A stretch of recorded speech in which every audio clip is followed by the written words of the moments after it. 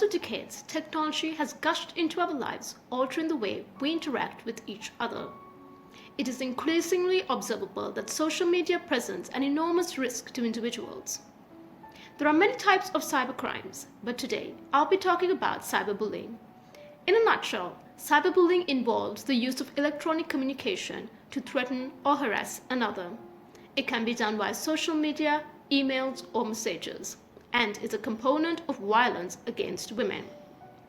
One need not look further than the many Facebook pages portraying innocent schoolgirls in uniform, slut-shaming, and the increasing rate of revenge porn that shows that Sri Lankan society is deeply rooted in patriarchal norms, unnecessary sensationalizing, and a culture of victim blaming. If you've grown up as a woman in Sri Lanka, think about the times that you've been cyberbullied, maybe through stolen photos, fake social media accounts, threats, cyberstalking, sextortion, rape, or even death threats. With regard to Sri Lanka's legal framework, cyberbullying is not listed as a separate offence and thereby leaves citizens unprotected. However, provisions of the Penal Code, the Computer Crimes Act, Obscene Publications Act, and the Nudity Act can be used against these perpetrators. However, the lack of awareness surrounding this situation, unawareness on where to go to get a form of redress, the general mistrust in the system, delays, and high cost have prevented victims from making complaints. Cyber harassment is a breach of privacy. However, Sri Lanka does not have laws to protect your privacy. Therefore, it is important that we respect the privacy of another, and it is a value that we must inculcate in ourselves. Never respond to the person bullying you, because when you do, it only encourages them to bully you further. Use the block icon on social media to block such perpetrators. Bullying is a serious offense, and if you're being bullied, tell somebody. May it be a parent, family member, friend, or a government service, because with the right assistance, you can push your matter further. Hold bullies accountable. Let them know that what they're doing is wrong, and that there will be severe consequences if they continue to do so. There are few authorities that you can make a complaint to. One is Facebook, which would take down the post or picture when you make a complaint.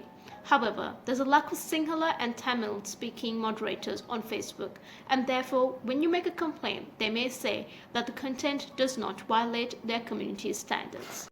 If Facebook does not take down your post, you can speak to CERT, which will then speak to Facebook on your behalf to take the content down. Alternatively, you can also speak to the CID Cybercrimes Division, and if you're under the age of 18, to the National Child Protection Authority. There are a few precautions or steps that you can take against cyberbullying. One is to put as less personal information on social media as possible. Before you post something, think if the content can be used against you, and if it will compromise your safety and reputation. If you receive a message or compromising picture or video of another person, do not share for purposes of entertainment or sensationalizing, nor endorse somebody to do so. Think of how this comment or picture would have affected you if it was about you, and therefore take measures to educate that person to not spread such information and take steps to report this cyberbullying. Check your privacy settings regularly. Use a screen lock and lock down your phone if you lose it. Use a strong password and do not give your password to anybody else. Change your passwords frequently. Do not accept a Facebook friend request unless you know the identity of that person. Be choosy about Facebook applications that you give permission to, and do not click on a link unless you know the identity of the sender. Understand that you do not need to send nude pictures to your partner if you do not want to do so, because you know of the possible negative consequences. Respect your partner to not ask for such pictures, and understand that it is not you that they do not trust, but technology. The bottom line is that technology is here to stay. So it's important that we understand the importance of protecting ourselves from cyberbullying, maybe through online safety regulations or general digital etiquette. As much as we love the internet, it could be a scary place if we are subjected to a malicious, violent attack.